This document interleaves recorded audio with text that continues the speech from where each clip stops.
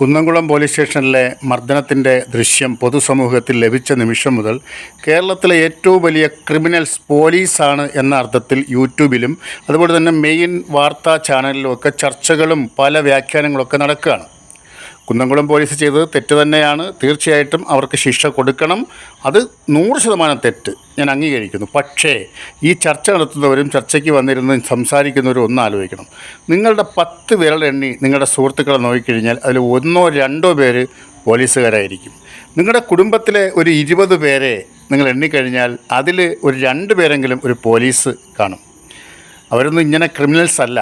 നേരം വെളുക്കുമ്പോൾ ചോറും കെട്ടി ഹെൽമറ്റും വെച്ചുകൊണ്ട് ബൈക്ക് ഓടിച്ച് വെളുപ്പാങ്കാലത്ത് തണുത്ത് വിറച്ച് ഡ്യൂട്ടിക്ക് തിരുവനന്തപുരത്തേക്ക് പോകുന്ന പോലീസുകാർ എൻ്റെ കുടുംബത്തിലുണ്ട്, എൻ്റെ സുഹൃത്തുക്കളുണ്ട്, നിങ്ങളുടെ കുടുംബത്തിലും ഉണ്ടായിരിക്കും. അപ്പോൾ ഈ പോലീസിനെയൊക്കെ ഇങ്ങനെ അടച്ചാക്ഷേപിക്കുമ്പോഴേ ക്രിമിനൽസ് ഉണ്ടായിരിക്കും, അവർക്ക് ശിക്ഷ കൊടുക്കണം. പക്ഷേ എല്ലാ പരസ്യമായിട്ട് ബാരിക്കേഡിൻ്റെ മുമ്പിൽ നിന്ന് CIയും SIയും ഒക്കെ നിൽക്കുമ്പോൾ അവരെ ചീത്ത വിളിക്കുക, ഇതൊക്കെ ഒരു ലൈസൻസായിട്ട് ഇപ്പോൾ എടുത്തിരിക്കുകയാണ് പലരും. ഇനി വരുമ്പോൾ പോലീസിന് സ്കൂളിൽ മയക്കുമരുന്ന് പോലും പിടിക്കാൻ പറ്റാതാവും. ഇതൊക്കെ കണ്ടു വളരുന്ന പിള്ളേർ പോലീസിനെ ചീത്ത വിളിക്കും. അപ്പോഴും കിടന്ന് ദുഃഖിച്ചിട്ട് കാര്യമില്ല. നമ്മൾ ഇതിനെ ശരിയായ രീതിയിൽ കൊണ്ടുപോകണം. പോലീസ് എന്ന് പറയുന്നത് നമ്മുടെ ശക്തിയാണ്, നമ്മുടെ നിയമപാലനത്തിൻ്റെ ഒരു വലിയ സ്രോതസ്സാണ് എന്ന് മനസ്സിലാക്കണം. തെറ്റ് ചെയ്തവരെ ശിക്ഷിച്ചോട്ടെ, പക്ഷേ എല്ലാവരും അങ്ങനെയാണെന്ന തരത്തിൽ ദയവ് ചെയ്ത് ഈ ചർച്ചകളിൽ വന്നിരുന്ന് ചർച്ചത്തൊഴിലാളികൾ പറയരുതേ.